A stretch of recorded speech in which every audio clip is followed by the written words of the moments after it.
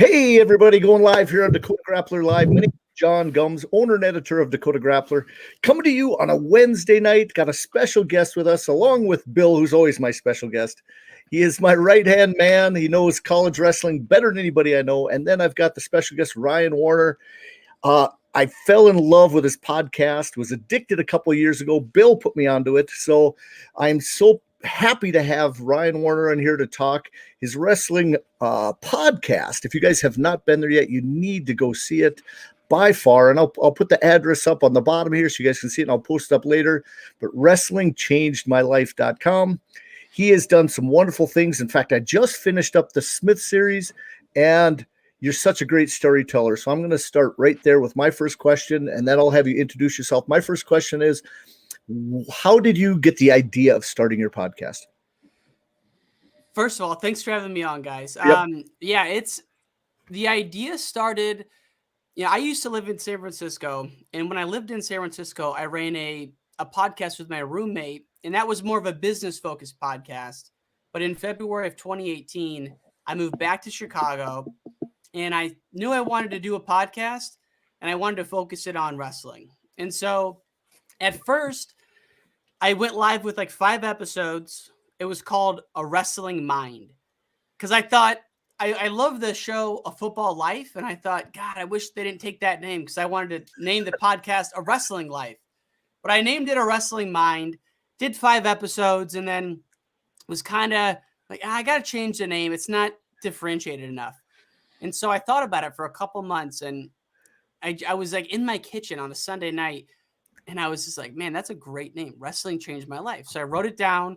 The next day, I think I bought the URL. And then really the concept for the show, I just knew that when I meet a wrestler at a bar, I meet them at a tournament or whatever, I just like asking them about their life and like learning about them.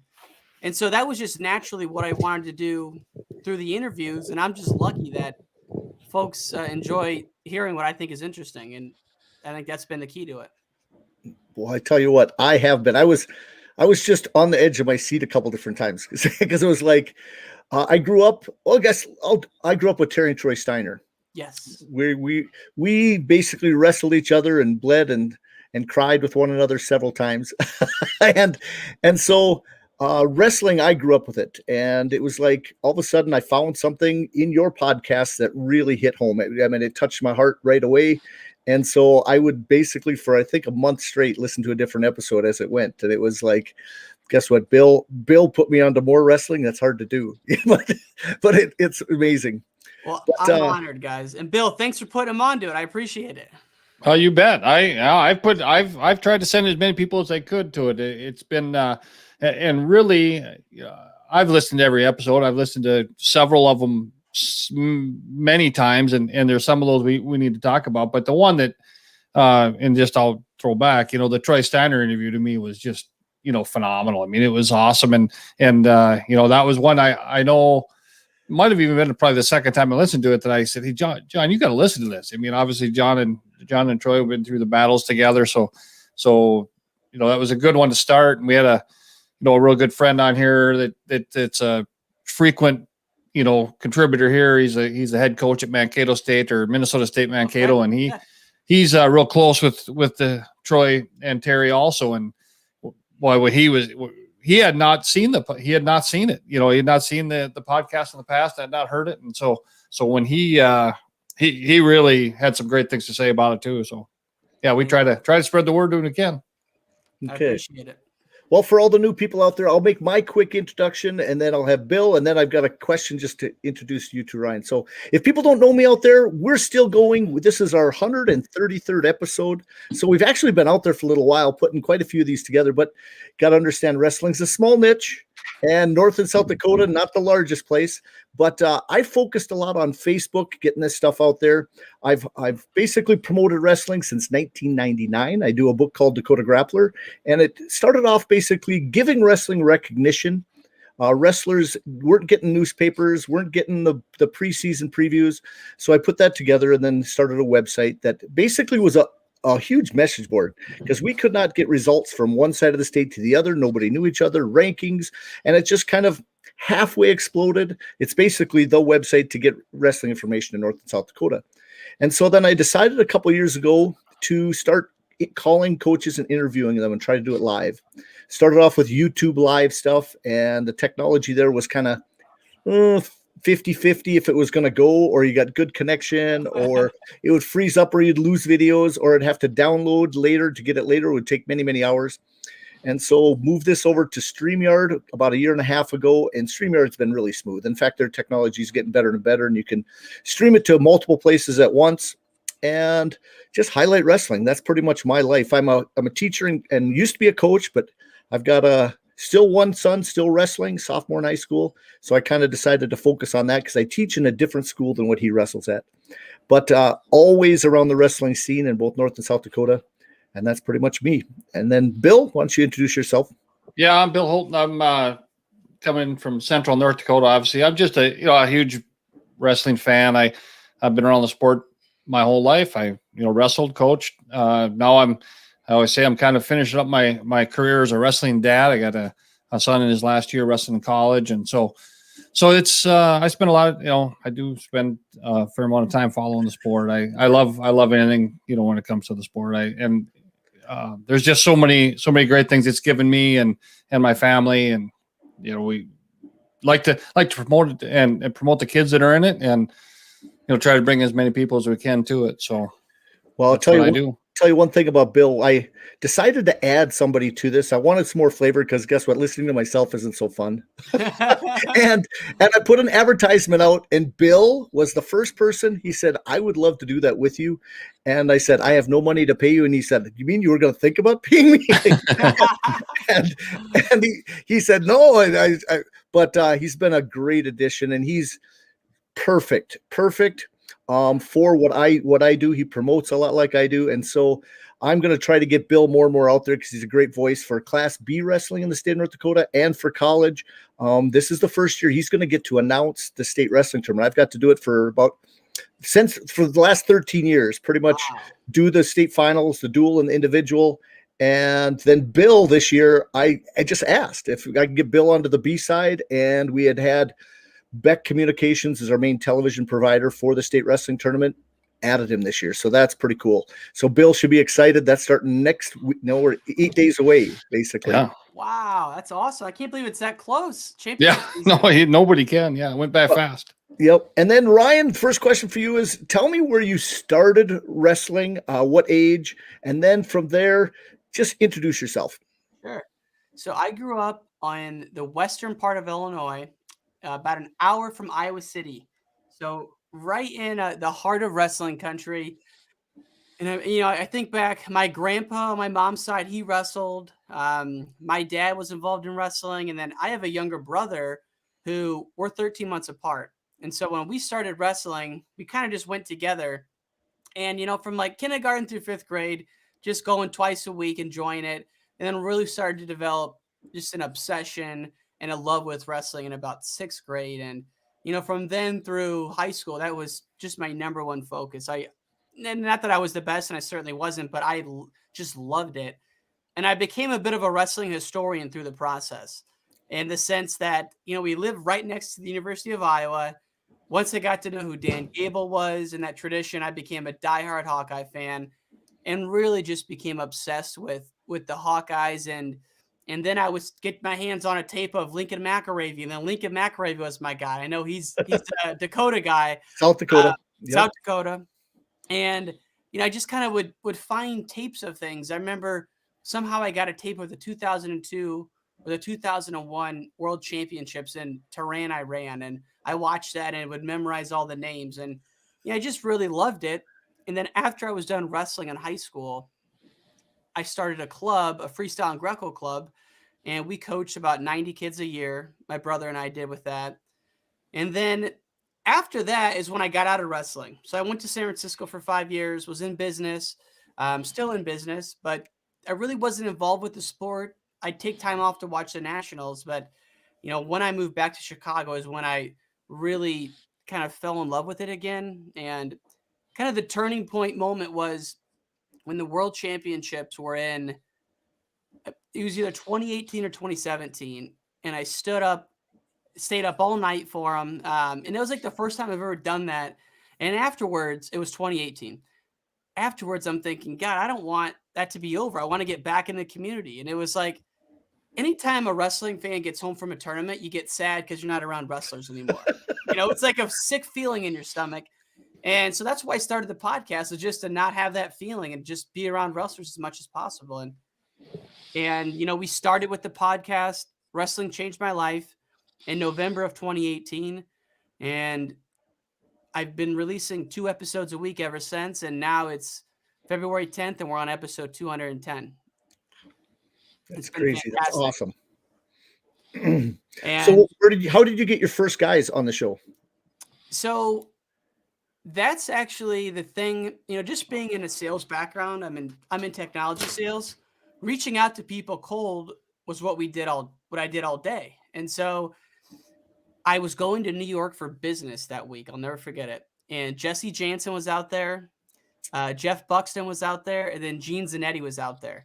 And so I took an extra day. I think it was PTO, or I might have just said I had meetings that day. And I took an extra day, flew into Philadelphia, took the train to Lehigh, and I met with Jeff Buxton, interviewed him for episode 1. And then Jeff Buxton takes me to New Jersey. I take the train into the city. The next day I interviewed Jesse Jansen, and then Brendan Buckley, who's the head of Beat the Streets New York. And then the next day, drove out to Staten Island. No, it was Manhattan. Interviewed Gene Zanetti, who's the wrestling mindset guy. Mm-hmm. And so the first 4 were all in person. And I was like, God, this is so fun. And then from there, it was a little bit word of mouth. But then in June of 2019, I just turned 30. That's when I really started going just hard as I could, thinking about it all the time, researching who I'm going to prospect, really putting a strategy around social media. And a lot of the outreaches at first was just Instagram messaging people, emailing, asking former guests, hey, you went to college with this guy. Would you mind asking him?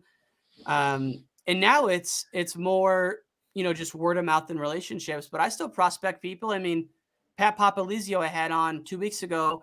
I sent him a cold email in January and said, hey, do you want to be on the show? We've had Tom Brands, John Smith, Dan Gable on. Would you like to be on?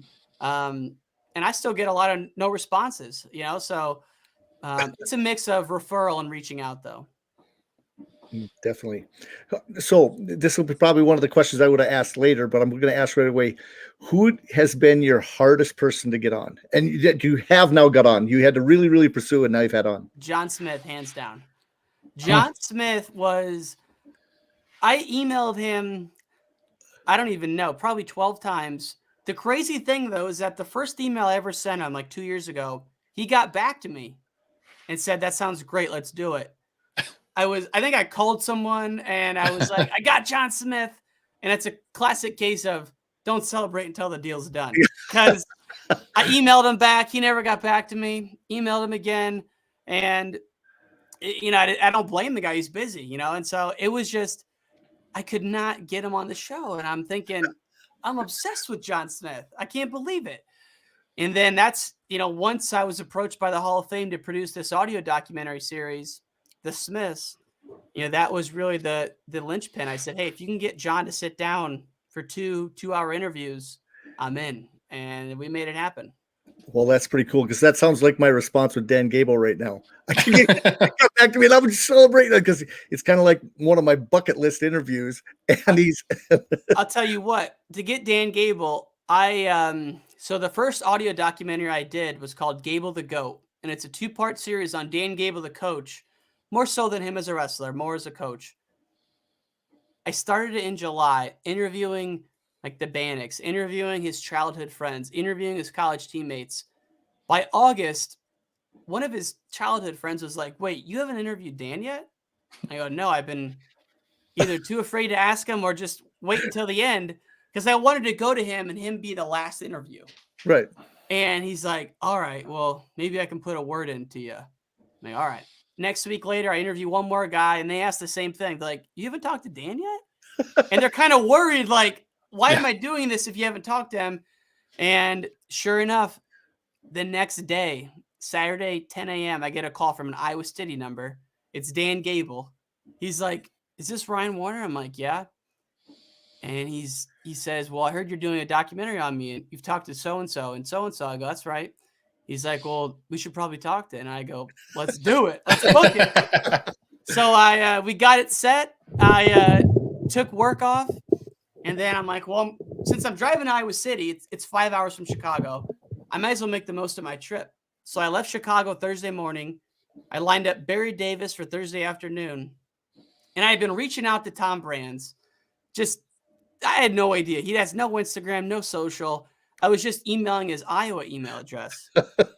After about 5 no responses, I interview the Iowa Wrestling Camp email because I know they're monitoring that because that's where they make money. So someone's following the Iowa Wrestling Camp email. Turns out it was Bobby Telford.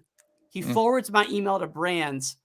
Brands replies in all caps, meet me at the Dan Gable statue at 7 a.m. on Friday. That's all he said.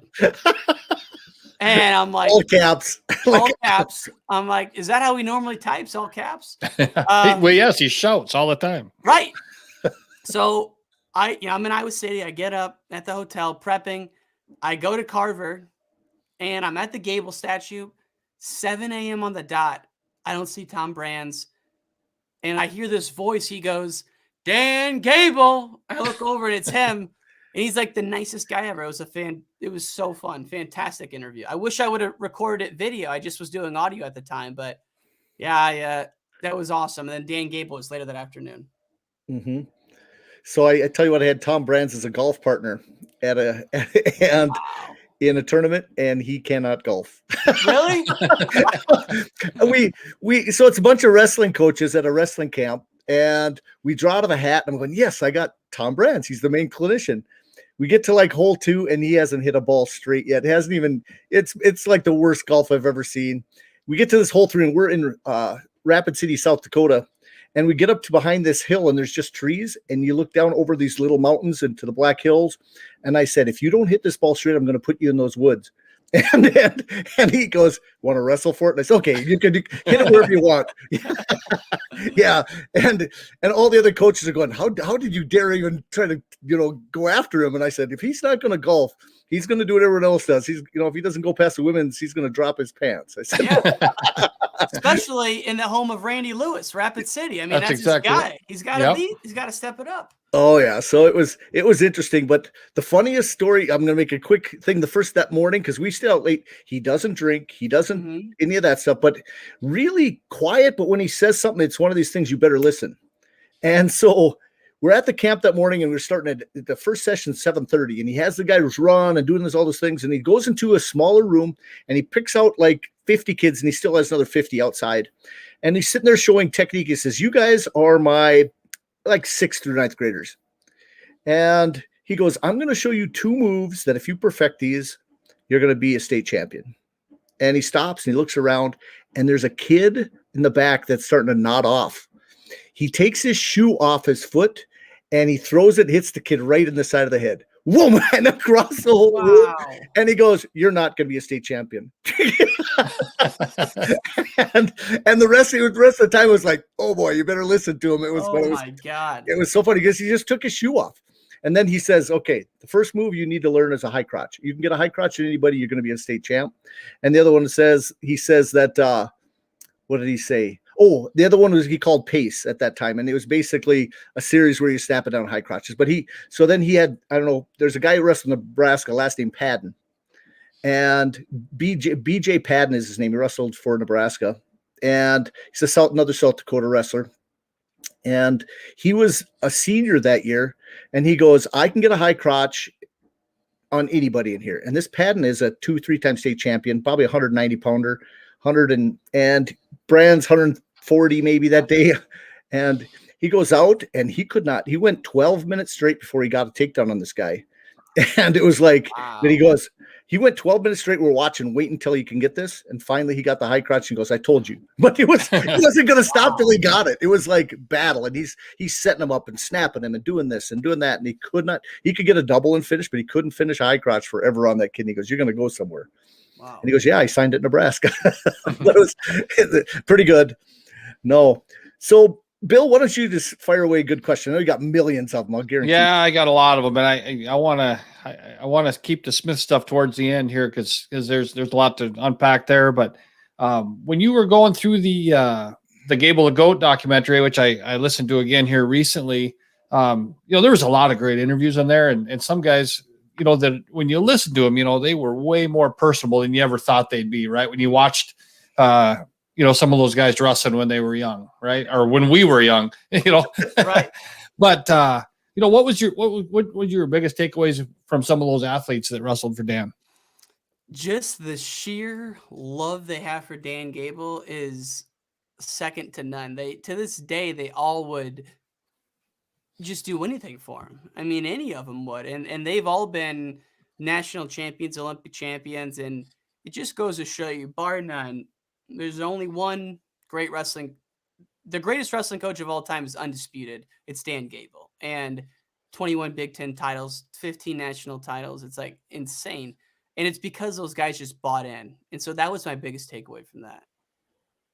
Yeah. Yeah. I could see that. Yeah. That really comes across with every one of them, doesn't it? They just, they love the guy and just the buy-in they had for him. And because of that, they just believed, and his confidence went through those guys, and it was just, that was the coolest part about it. It was also cool to know that the early '80s and the mid '80s was a work hard, play hard. They were partying. Royce Alger's living in a tent in the front yard. They're drinking every night, not every night, but they're drinking a lot. And then they go through that slump in '87. They lose. The streak for 10 is over. Iowa State wins. And then Arizona State wins, and then Oklahoma State wins. And so I was out of it for 4 years.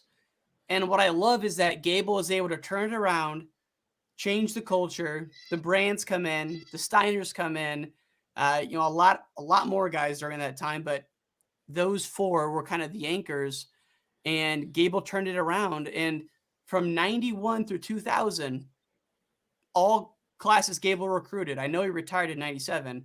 But he recruited all those classes through 2000. Iowa went 9 for 10 in the 2000 or the 90s. Yeah. The only time they didn't win was in 94 when Okie State won. I mean, that's how dominant Gable was. He could, change the culture, go through a slump, and then get back on top. And it was just incredible. Yeah, and I think, and I couldn't tell you if this came from something I heard in one of your interviews with Coach Gable or something that I had heard or read before.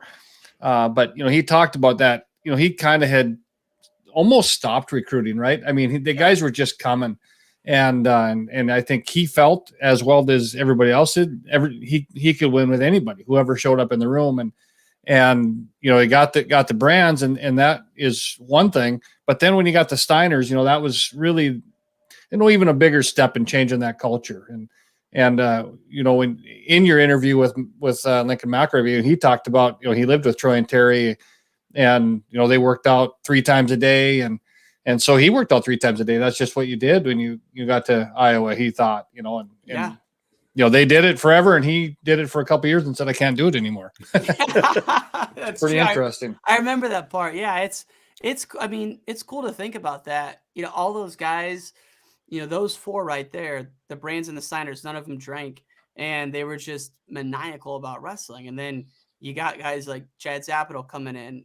Tom Ryan leaves the scholarship at Syracuse, drives across the country. He joins the squad. You got Mark Ryland, who he beat Kevin Randleman, the specimen, and so you got all these guys that really, the culture there in the early 90s with Iowa was just unbelievable. But that all stems from the changes he made from 87 through 90. Yeah. Yeah. That's, really, it's fun to, those are things you didn't, you didn't hear about when you're, I'm in Duluth, Minnesota at the time, and we went down and watched, would watch Iowa and Minnesota wrestle, but you don't hear all those stories. So it's great. And you've done a great job telling those stories. I guess that brings another question that I've had. How did you develop such a great knack for storytelling? Is it something that you felt you had as a kid and kind of grew up with, or what do you think? It's the storytelling aspect of it's well honed. I got a bookshelf here of about 6 books on screenwriting. I think. So do you actually storyboard it out sometimes? Yeah, Yeah. So this is, can't really see. Oh my God, this is a Well. disaster. I have to my right, I have a huge corkboard. And for the Smiths, I had, let me fix this. I had horizontally episode 1, and you had the 8 scenes, and then all the way down to episode 7. So those were just the overarching scenes. And as I was writing it, you kind of follow that, and then within each scene there might be 3 to 4 subtopics. But really, sorry, I'm trying to fix this camera, guys. You're fine. But to answer your question, though, the storytelling aspect is a absolute technique that you can learn. And what I mean by that is, after Gable the Goat, that was just kind of me winging it.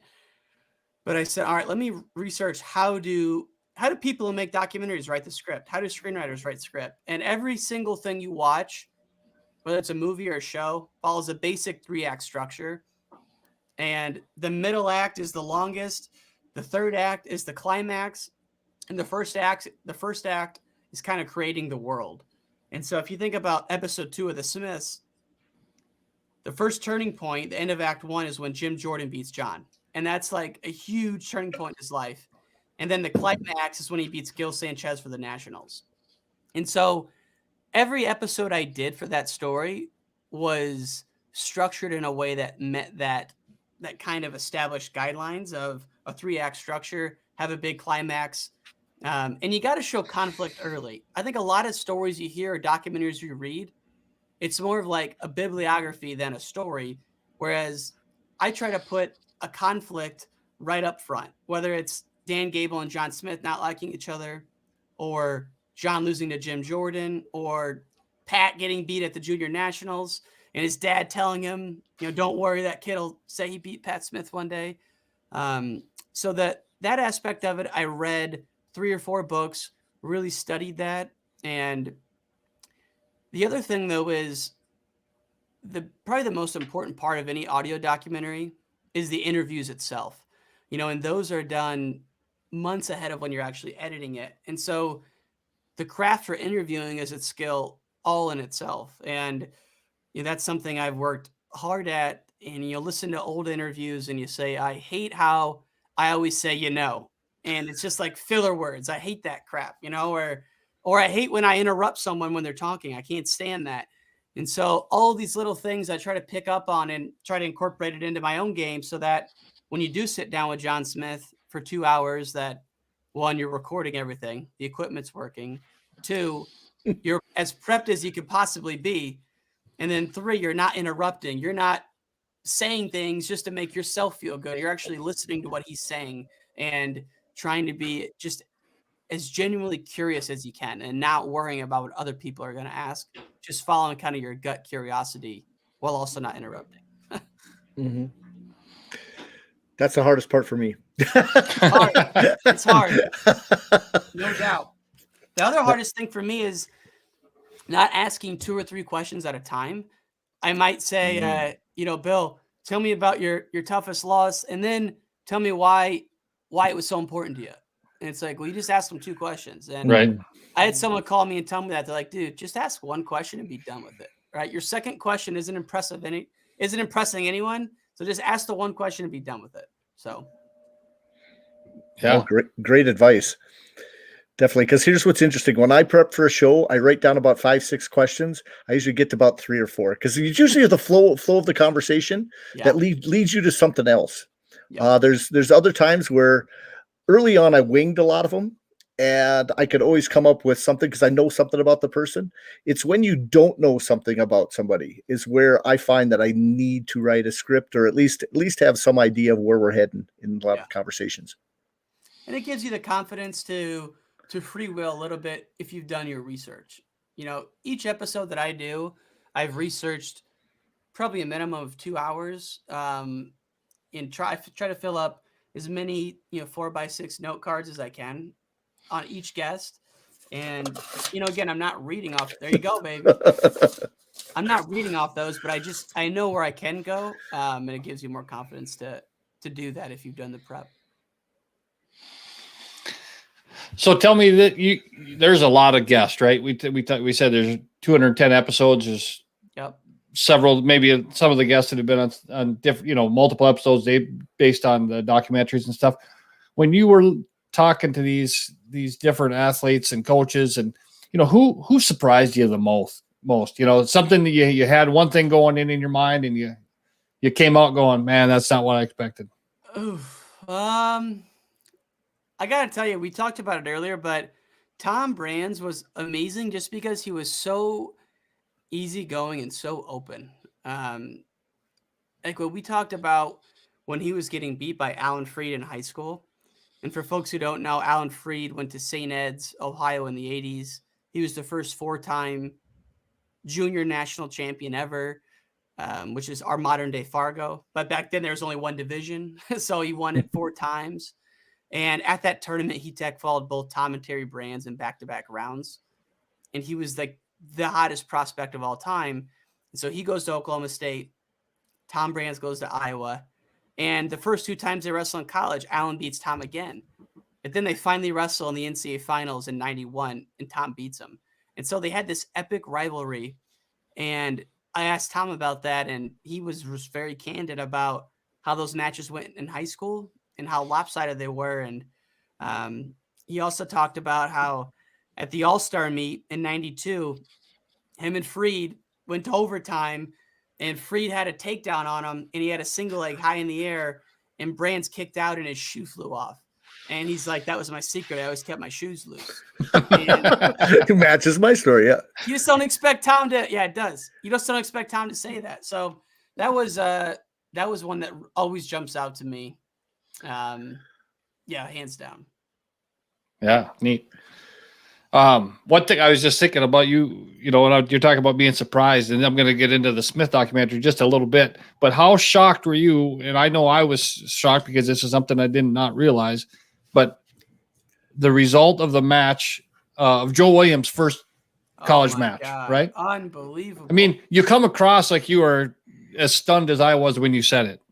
When I was every time I read a result or a score or just any book about the Smiths, I was just blown away at how every piece fit together so perfectly. Like the story just was laying there waiting to be told. I mean, to answer your point, Pat Smith is a senior wrestling in his last match ever at Gallagher Hall. John's coaching the #1 team in the country, first year coaching a real team, and Gable comes into town, ranked 3rd.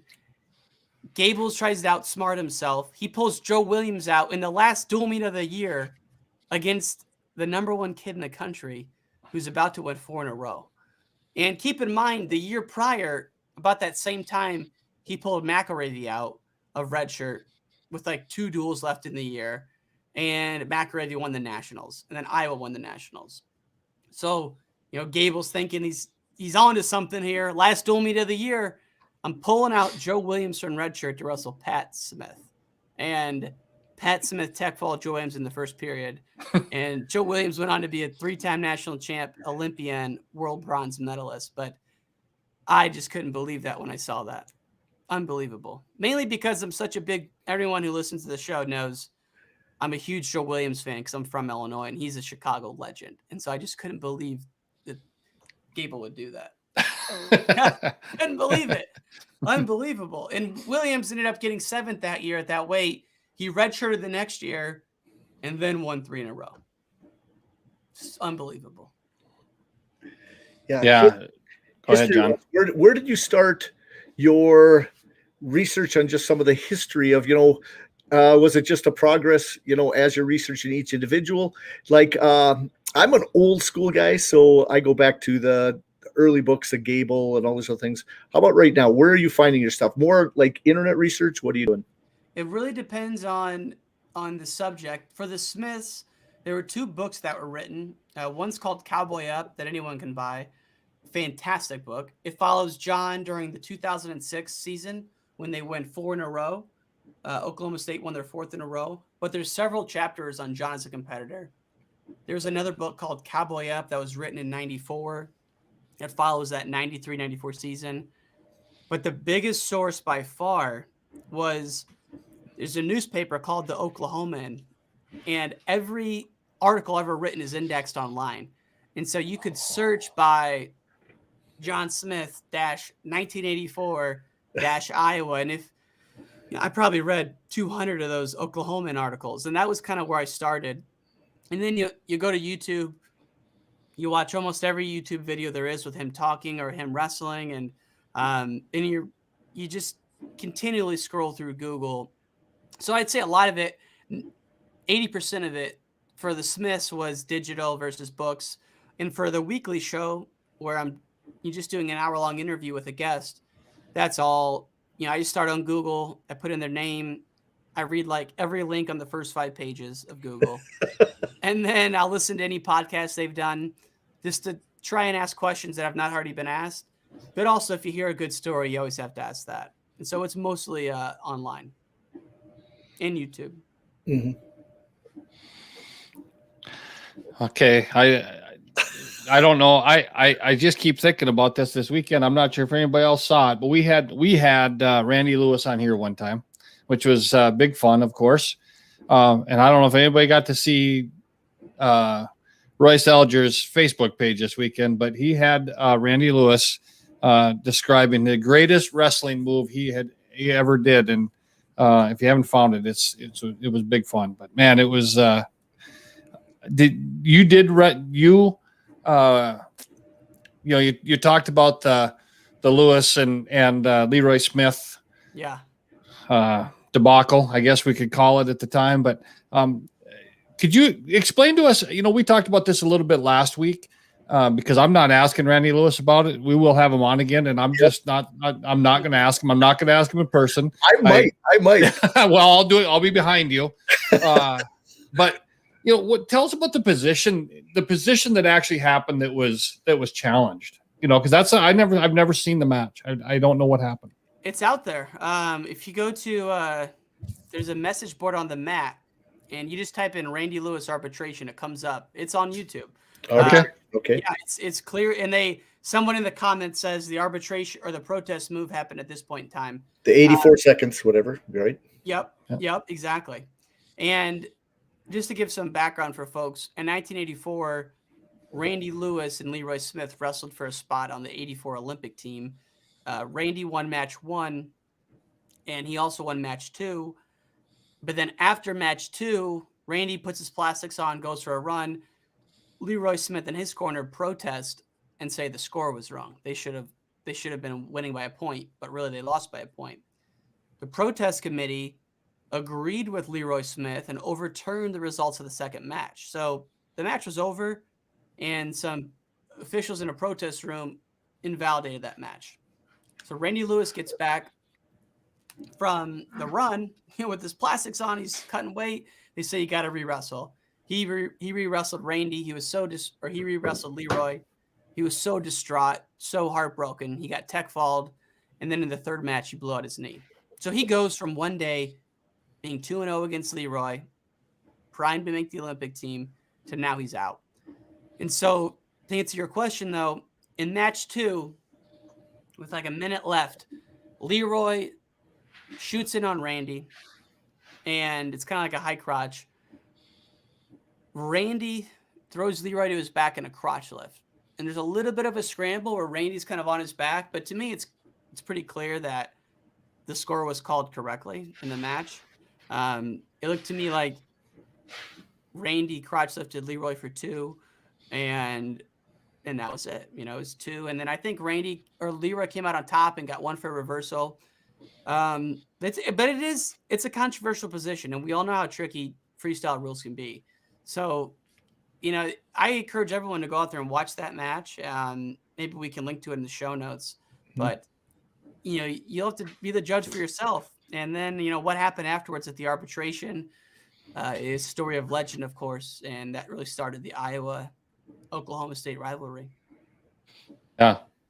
Yeah. It's a crazy story that was kind of brought up again this year, with the Zane Yanni situation. It kind of gave it another little bit of a push there. And one thing I did not realize until listening to Coach Gable talk was that there was a rash of protests that year. right? It was something that were within the rules that they were able to do that. So I didn't realize that at the time either. Yeah, there's a bunch of them. Only one went to the extent that Randy and Leroy did, but yeah, there were a number of them that year. All right, let's get to the thing that made me think about getting you on this week, because obviously the Smiths came out on February 1st. February 1st. And it didn't take the entire day for me to get through the entire series. It was fantastic. You know, I'll tell you, the only problem I had with the Gable the Goat was it was only 2 episodes, right? I could have gone on forever. So this one was way better because there was way more episodes, and it was fun to listen to. And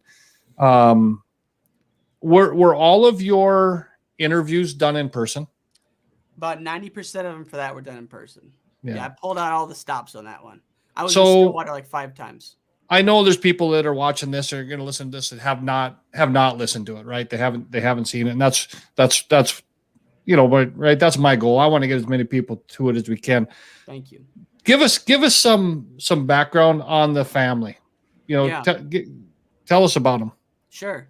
So what Bill's alluding to is an audio documentary series that I directed and produced in conjunction with the National Wrestling Hall of Fame and USA Wrestling. 7-part audio documentary that on the Smith family, specifically Pat and John. I think that's important to note that, you know, I was commissioned to do it on the 2 brothers that are in the Hall of Fame. And so the main characters are John and Pat, but we weave in the whole family. And this 7-part audio documentary series chronicles John and Pat's rise through wrestling, right?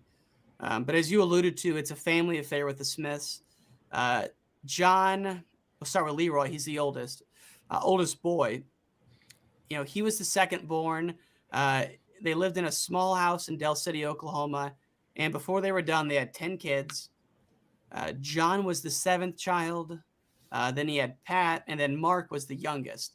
And, you know, 6 sisters, and, you know, all of them were just crazy about wrestling. The mom, the dad, even though the mom, you know, Madeline Smith, who we did interview, she didn't enjoy going to the tournaments and watching. She got too nervous. They were still just like, from what I hear and what I can vouch for, just the most like loving, supportive parents you could ask for, but also honest, right? If you weren't getting it done, they'd bust your asses. Many people told me that. So, you know, the support structure was there with the family. And then, you know, what can you say about him? I mean, Leroy was a national champion. John obviously took it and all the way to being a 6-time world champ. Pat becomes the first 4-time national champ ever. And then Mark, their youngest brother's a 3-time All-American. And then that's not even considering the Perry family. And, you know, it's almost too much to say. And even a podcast, let alone a 7-part series, it just goes on forever. You know, it's just no question the first family in wrestling. How long did it officially take you to do that? I started in April and really heads down 6 days a week from July 4th on. Oh, wow. So wow. July 4th through February 1st. And in January, the last month, it was every day. 4:30 wake up, even on the weekends. And, you know, I was telling someone the other day, the first day of January, the second day of January, there was nothing to listen to yet. The script had been written. I just hadn't put it together yet. And so there was nothing to listen to. And then we agreed on February 1st and really just got to work. And, you know, the first episode took 5 days to edit and put together. Now, months of work have been done organizing it because the interviews were done in October. I wrote the script in October and November. December, revised the script 2 or 3 times. So by the end of December, the script for each episode was really polished and really tight. And I felt good about them. And I knew all of them in my head without even looking at the script. I mean, I was thinking about this stuff just nonstop. But actually editing, putting all the music and all the pieces together and all the narration for episode 1 took about 5 days. And so it was like January 7th, 8th, somewhere in there, had 6 to go. And I was a little worried we might not make it. And by episode 7, I did episode 7 in less than 24 hours. And so Wow. it was really just flowing. A lot of people helped me. A lot of people listened and provided feedback, whether it was my family, whether it was friends. And obviously could have done it without them, but it was a constant process from, I'd say, July 4th on, while working another job and releasing Yeah. the weekly episodes. Yeah, and it obviously a real, passion project. I mean, Yeah. there's you can't work that hard and that much time on something that's, nothing but just a huge passion for what you did. Exactly. So it came across that way. Thank you, So, gentlemen. I will say that one of my favorite parts of the whole series are the bonus episodes. So I wonder, were you thinking of that you were going to release them? Yeah. I knew When the you whole did? time I was gonna. Yeah. You did? Yeah. Yeah. They were, they came at the right, and they were released at the right time, right? When you wanted a little bit more, but then maybe my favorite one there was the Mark Branch. Oh my God. I couldn't agree more with you. I mean, Yeah. I that interview with Mark Branch was like around Thanksgiving. I did it late because I'm like, oh, I gotta get him. And so of course he did it. He's awesome. He's an awesome guy.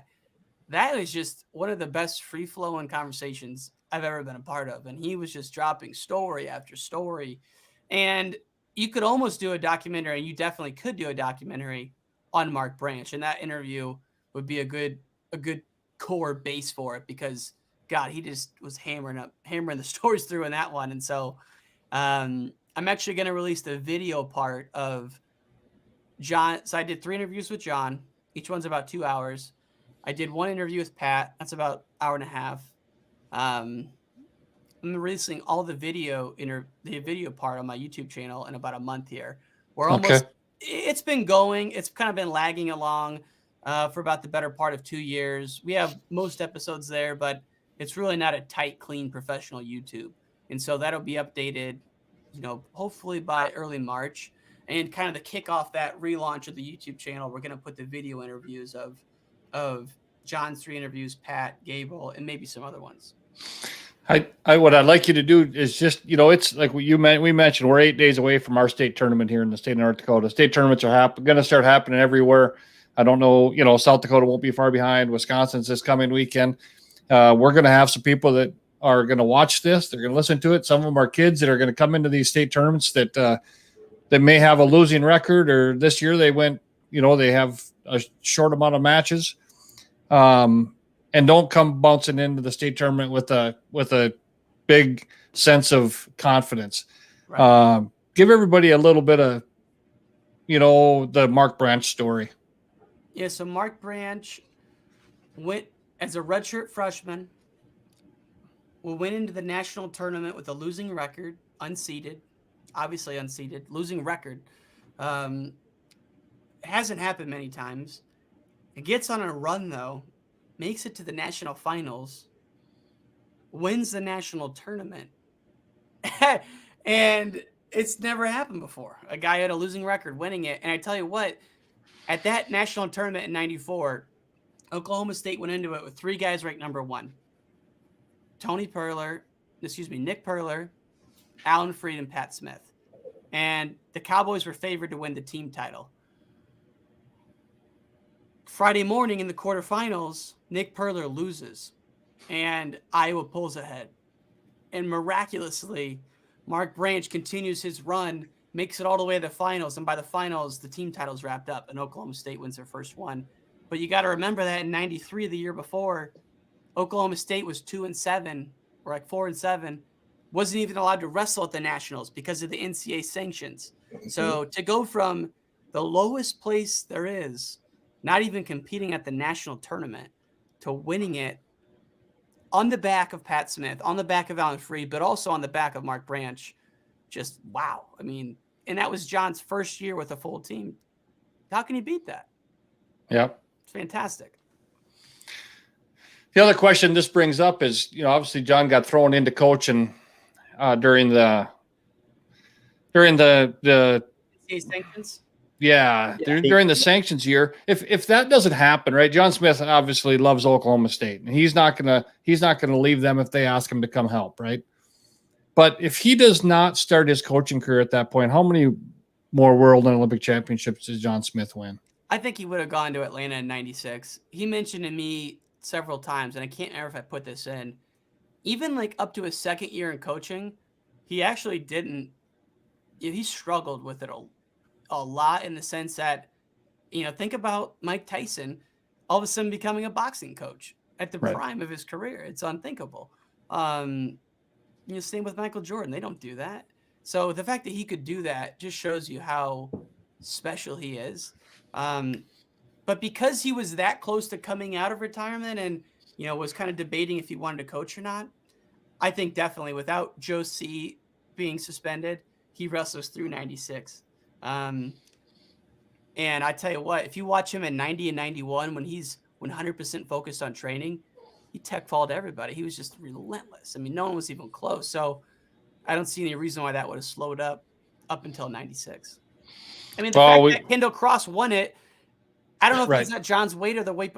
It might have been one weight below, because Tom Brands won it at John's weight. We know John Smith could beat Tom Brands in 96. Tom Brands would tell you that. So Tom Brands was the Olympic gold medalist in 96. If John wanted to wrestle there, he would have been a 3-time Olympic gold medalist. Yeah, I don't think at that point that anybody in the Oklahoma State room was touching John Smith, including Kendall Cross or, I mean, it was a long time before anybody could touch him in the room from what the stories that I've heard over the years. So yep. Was there anybody on your storyboard for the Smiths that you missed and you couldn't get interviewed? Yeah, it's Sergey Beloglazov and Lazaro Reynoso. Sergey I've interviewed before in person, 8-time world and Olympic champion for the Soviet Union. They're John Smith of the 80s. I just I didn't pull the trigger on even asking him until late. And he didn't get back to me, but I could have pursued it harder. At the end, I don't think the story, he would have added some to the story. So that was one. And then Lazaro Reynoso is the Cuban who beat John in 90. I wish I'd have heard that one. And we texted a number of times. He's a teacher in Miami, Florida. Okay. Even like Friday, mid-January, I'm at the store texting him. We're going to line it up. He texted me like 2 hours after I thought I was gone. I texted him back. We just never could sync up. So I'm hoping to have him on the show. But I mean, Lazaro Reynoso is the only guy that I know of that, one of only 2 people I know of that has 2 wins over John Smith. Like after he graduated college. Right. Just to give you a little insight on what these interviews are like, I can tell you that when I listened to Sergey, I can tell you where I was at, right? I'm in Sydney, Montana. I can remember it to this day. I mean, it's just great stuff. I mean, it's not an interview I'd ever go looking for, right? But you listen to it and it's riveting. It's really great to hear, it's great stories. And if a guy's loves the sport of wrestling like I do, it's, pretty neat. Thank you, Bill. I appreciate that, sir. Nope. I give you all the compliments in the world too, because I tell you what, I was lost in a lot of your stories too. Cause some of these guys are huge idols of mine in a lot of senses. I grew up watching them. And so, but you forget them and the history seems to be lost. Yeah. And so that's one of the big things that I see. You're bringing some of these people back and you can actually hear the history of it. And I love that. I really do. Thank you. I know I wanted to do something that wasn't focused on stats, scores, current events. And sometimes I think maybe I should do some more current event stuff, but it interests me, but I'm not going to follow every college duel like you might, Bill. I'm interested. I'm interested in all of it, but I want to know. I like talking to people who've just had a full life of experience and just understanding what's going on. How'd they get there? I mean, I can just think that if I was a high schooler or a middle schooler, to be able to get inside John Smith's mind for an hour would have been unbelievable. You might read one Win magazine article a year where he's quoted as saying something, and you hung on to that like it was gold. Yeah. So to be able to even have the opportunity to do that is just a great service and something I don't take lightly. So I'm really happy to do it. Well, it was because of you I started reaching out to more bigger bigger names. Honestly, that's what I appreciate that. and Bill is now added to the list. He's got a couple big ones on. He got Andy Rovet on a Love while that guy. back, and I loved his interview. He's got so much spirit to him and energy, and that's what I find with the people. Surprising enough, wrestlers have a lot of energy, and it's usually focused. You got to realize that we're goal driven. Yes. And having a direction and something to shoot for is on everybody's mind. And I know that from a wrestling standpoint. Agreed. No, Andy Rovat's fantastic. I love that guy. The fact that he lived in Russia for a year, not many Americans have done that, if any. Yeah, no, it's his story is awesome. Definitely. So, Bill, who are you going to get for me next? No. Oh, we've got some coming. Oh yeah, it's guys like Ryan that answer you when you reach out, and and it's a lot of that is just a matter of what the timing looks like for me a lot of times that I think about, but the one that I wish someone like Ryan could have gotten at some point so we can listen to is Dave Schultz, right? How much fun would that be to hear those stories? Of course. I mean, just to hear Lincoln talk about going there and spending time at Foxcatcher with Dave Schultz when he's in high school. It just gives you chills going, man, why don't we get some of that info? Yeah, I tell you, that Netflix documentary, if you guys watched it, it's called Foxcatcher. Nancy was involved with it. Just unbelievable how much footage they have. And I was fortunate enough to have Nancy Schultz on the podcast way back, and she told some great stories. But you're exactly right. I mean, you think about Dave Schultz. You think about some of the guys in John's life. Tommy Chesbro, his head coach, passed away. Joe C. passed away. John's father passed away. I mean, that would have been one hell of an interview. But I mean, the list goes on with some of these great wrestlers, like you said. I mean, it is a shame. And hopefully now we can. These digital files will last forever. They'll always be out there. Right. Yeah, that's what I'm saying. That's the importance of these every one of the interviews you do. Whether it's this bit documentary or the Jason Borelli show, 2 weeks ago, or whenever it was, So, I mean, because, John and I talked about this when we first started, there's a lot of these wrestlers and coaches from North Dakota. We've had some North Dakota legends on, right. And we'll have a lot more South Dakota also. And, the internet prints an ink, as they say, right. I mean, this stuff will be around forever. And, we've been lucky to have, John's dad on the show, who was a legendary coach in the state of North Dakota. And, without doing that, those stories are just in John's head, right? We don't get them. So exactly, it's guys like you though that have, kind of give us more idea of what's possible and what, we can do this stuff. So we appreciate it. So what's on the horizon for you, Ryan? What kind of big things you got going now coming in the future? Yeah, no, absolutely. We, well, the weekly show will go on, and what I mean by that is the interviews we produce every Monday and Wednesday. Already working on the early stages of the next audio documentary. Going to be doing hopefully 2 more audio documentaries this year, and hopefully venturing into our first film documentary at the end of this year. So that would be my goal. Would be this next audio doc. I can't say who it is yet because we haven't got it locked in yet. Well, you could just tell us. We're just between us. It's about a guy who you don't know his name necessarily. He's been a guest on the show, but his story from coming from a foreign country to the U.S. That's all I'll say. But I'll be able to release it soon. You guys will be the first to know. That's going to be a fantastic one, just because the story of the immigration is just incredible what he went through. I'd like to do another audio doc on someone who, I don't want to say a name, but someone like a Sergey or a Tom Brands, and that's the next one out. I would see that one going live maybe end of summer. So how about some of these clubs? Let's say the Sunkist going way back. I mean, some of those original guys would be quite the story. Yeah, I mean, to get Art Martorian would be fantastic. I mean, there's a lot of, even like you said, I mean, even outside of the audio doc space, which is where I put a lot of my focus, just there's so many guests I need to have on still. I never had any of the Penn State guys on in terms of the coaching staff. So just to summarize, what's next is another audio doc coming. I'd like to say by April.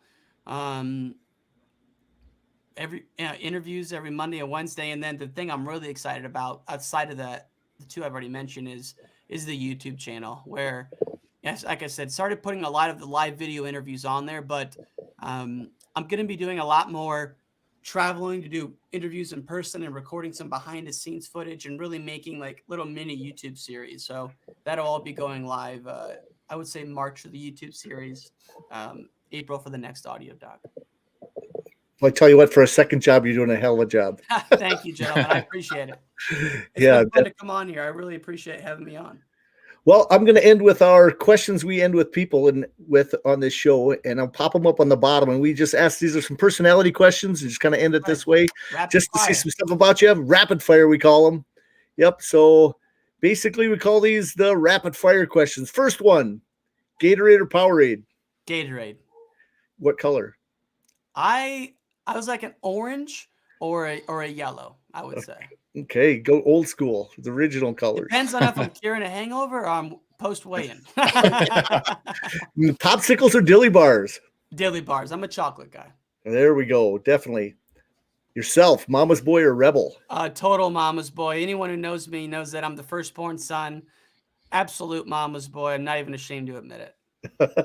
My brother in the other room, he's sitting in the other room. He's the rebel of the family. I'll tell you that. Okay. Fast-paced or consistently slow? Fast-paced. And I make way too many mistakes because I'm looking over things. Okay.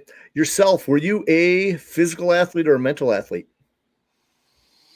Good question. I would say the mental game was a real struggle for me from like 6th grade through high school. I loved the training and the working out, and I would say I was always in shape and physical, but the mental side of it was a real struggle for most of my wrestling career. That's a great answer, because I tell you what, as you mature, people want to be more of a mental athlete. As much as I like my wrestlers to be physical, the guys that really make it are the mental guys, definitely. Okay, favorite holiday? July 4th. I love the summer. We're in the dead of winter in Chicago. There's snow up to my knees. It's 10 degrees. I hate it. I want to go back to California. But it's good. And my family's here. I live a mile from my brother. My mom's 3 hours away. My girlfriend lives with me. And, I love Chicago, but I love July 4th because it's warm in Chicago.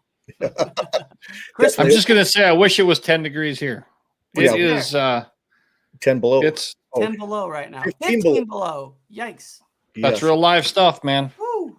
Okay, this next one is actually a very easy question because I know the answer. Dan Gable or Cale Sanderson? I tell you, greatest coach of all time, Dan Gable, but I'm really excited about how Cale's coaching has brought a level of fun back into it. The guys who compete for Cale, they're not walking out there like they just went through Vietnam. They're coming out there with a smile on their face. They're excited. They're throwing moves on people you've never seen. Jason Nelson inventing moves out there. And that only happens because Cale gives them the trust and the looseness to be able to do that. So I love that style of wrestling is now the dominant style versus the grind out style. So you haven't done a full Cale story yet? Haven't done any Cale interview. No. That's the one. That's the one. That's the one I drop. I get that call. I drop everything. I go, honey, we're moving to Pennsylvania. Let's go. Sell the dog, sell the cat. No, I don't have a dog or a cat. Well, but that's the story you get where you drop everything, just like the Smiths, and you're in on it. Okay, definitely. Okay, here's the next one. Favorite number? I would say I was always a number 9 guy, and I don't know why, but I did know Michael Jordan's Olympic number was 9. And then 103, just because respect to the lightweights out there. I can't believe 103 is on a weight class. 103 was like a number of our whole family. My brother used to race dirt bikes. It was his dirt bike number. I think it's still my password for MSN. I mean, I used 103 for a long time. Okay. Best wrestler you ever wrestled? Best wrestler I ever wrestled personally, Jimmy Kennedy. He was an All-American for Illinois. But as a kid, growing up in Illinois, a grade younger than him, he was Dan Gable and Cale Sanderson combined. He'd show up to a U tournament, ripping heads off. He was just the man. Everyone wanted to be like Jimmy Kennedy. and I wrestled him at the Northern Plains when I was in 7th grade, and he absolutely ragdolled me in about 30 seconds, and I'll never forget it. Well, I tell you what, that's a great one. I actually knew who that was. It's pretty good. Any habit you learned in wrestling that you still do today? I learned, I guess the habit would be when you start feeling nervous or scared or anxious to like repeat a little mantra in your head. So I learned that when I was in high school, my senior year, like the day before the tournament started. My dad told me a mantra, and it was quick in the scrambles, quick on my feet, all day Friday, I can't be beat. And so my senior year at state at Friday, I said that all day, made it to the semis. I was feeling good. And so I don't say that one anymore, but I do have mantras I say if I'm starting to feel a little tense or anxious. That is awesome. I always tell people that I weigh myself every morning still. I haven't looked at a scale since, and I have no desire to. and I also drink water like it's going out of style. I still love water. Milk jugs walking around. Yeah. And then everybody, make sure you go here. Go to wrestlingchangemylife.com. He's been phenomenal, and I tell you what, wrestling's changed my life. Every time I do this show, my soul is lifted. It really is. And promote the sport, everybody. I've got one last question. Yep, for Ryan. I'll let you get in there. You betcha. Ryan, how has wrestling changed your life? Man, just the self-confidence to put yourself out there and say, I'm going to be the best at this one thing. I don't think a lot of people think that way. And I used to think everyone did because I only hung out with wrestlers, but that was a big one. Yeah. Great answer. Great answer. So true. Well, Bill and I, if Bill wants to get on later this week, we can talk some more wrestling. Other than that, guys, I tell you what, I'm going to call it a night. We've done our hour with Ryan Warner. Go and see his stuff. It is great. I tell you what, I listened to the Smith stuff, and it changed me there too a little bit because I did not know the story, and I love history, and Ryan brings it to a new level. He is top notch. Thank you, gentlemen. It's been an honor. I can't wait to hopefully get out to the Dakotas soon. I heard there's a gentleman who has this wrestling facility called the Field of Wrestling. I don't know if it's South Dakota or Western Iowa, but I'm butchering it right now, but I'll shoot you guys a message about it. And if I ever make it out there, would love to meet in person. We have a tournament here every summer. If you heard of it. I've heard of it. Of it. We'll be there. They have a pizza plate. I only went to Fargo one year. I went 1 and 2. My mom flew all the way out, watched me get bounced out in the first day. And we were hanging out the next 4 days. We'd go to the tournament every day. But there's a place called Wayne's World of Pizza in Fargo, North Dakota. I ate it every day. I cut down to 98 for Fargo. By the next day, I was like 120, and I had been to Wayne's every day. I'll never forget it. Yeah. Well, come on back. There's going to be good interviews there. If you make it to the Legends of Gold, that's where you might be talking about. That's what I'm talking about. Yeah. Legends of Gold. Thank you. Yeah, I'm going to go out there at some point. Yeah, he was on a show a couple weeks ago too. Yep. I'm going out there at some point. Yep, definitely. You get in the area. Dakotas or Iowa? South Dakota. Right on the kind of on the border. Close to Sioux Falls. Okay. And I would show up down there if it was in the summer for sure. I'm a teacher, so I've got the summers off. I would show up pretty much now. It'd be an honor to meet you guys in person, and I greatly appreciate the fact that you're doing this in the Dakotas. I mean, it's fantastic. Every state needs someone like you guys, and I really appreciate the time tonight. Well, thank you again. Again, guys, Dakota Grappler live. Come and watch it again. We'll be on every Wednesday, 8 o'clock. And then Bill and I come on some random times, which we promote, and you'll see it on Facebook and over on YouTube also. Thanks again. Bill, any last words? Oh, have a great night. Betcha. Catch you again. Take care, guys.